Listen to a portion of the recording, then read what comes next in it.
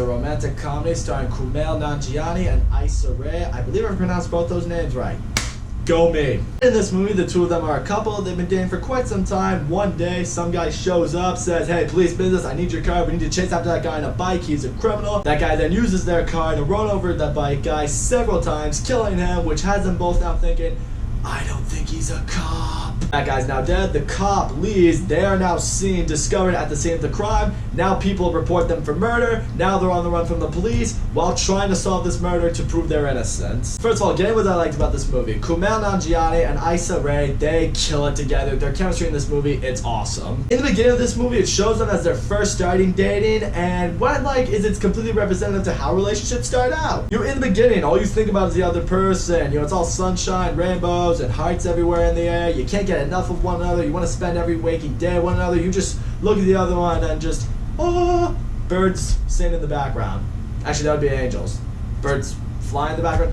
Romantic shit. Then very quickly after that, the movie flashes forward 4 years later, and they're like any other couple that's been together that long. I mean, they argue about everything. They call each other out on pretty much everything. They're angry at each other all the time. I like that because it is very accurate to how relationships really do go down most of the time. In the beginning, you can't get enough of each other, and then by that point, you're just like, oh my god, I can't wait to not be in the same room with you. I feel like anyone who has ever been in a long-term relationship at any point in their life is gonna relate to that. But it is the way they play off one another. Like, their personalities are a bit different. You know, Kumail Nanjiani, you know, he kind of plays the same character in every movie. You know, he's this really awkward, weird guy who just says the wrong thing at the wrong time. Not to the point where he like says something like inappropriate or bad. He just says something that just makes the situation worse for them. But the way they play off one another, the way they are trying to work together in a situation that's very out of their element, it does work for this movie. Because that's part of the other enjoyment that you have on it. They're on this mission to try to figure out exactly what happened, who this actual murderer is, so they can clear their own names, because now they can't go to the cops after fleeing the scene of a crime. And you can tell this is something that neither of them have experience in. They don't really know what they're doing throughout the night,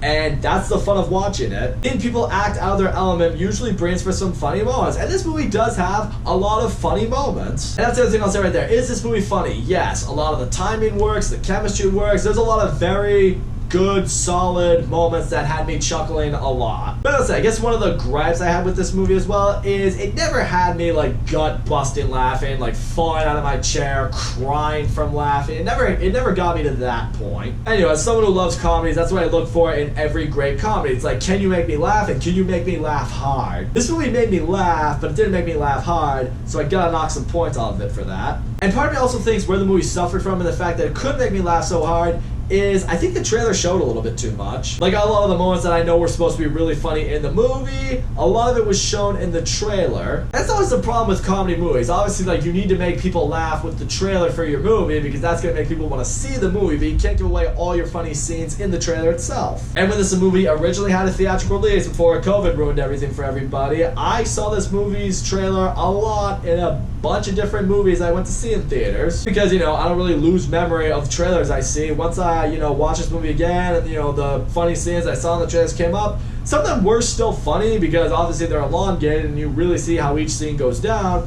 But the gist, the core, like what really made them funny, that was shown in the trailer. When you see it again, you're just like, I mean, yeah, this is funny, but I've seen it before. I feel like if this movie was always meant to be a Netflix movie and as a result didn't get much publicity, we didn't really get a lot of trailers for it, maybe didn't really even know about it, then I feel like this movie would have been funnier because there would have been a lot more unknown to it. But where I will also give the movie credit is it knew exactly what it was, and it knew exactly how long it needed to be. The movie's like right around an hour and a half long, and at no point did it feel like it was dragging, at no point did it really feel like they were milking any jokes. Some rom-coms out there, they go on for, you know, maybe a half hour too long, and some movies, and a lot of comedies anyway, there's a certain joke they might be doing that they might be milking a little bit too long, that's funny at first, and then it reaches the point like, alright, you made your point, can you move on to the next joke? This movie was an hour and a half long, it didn't feel any longer than that. The movie knew when to make its jokes and when to stop the jokes. At no point was this movie trying too hard. It knew exactly what it was, it knew exactly what would work, and I respect that.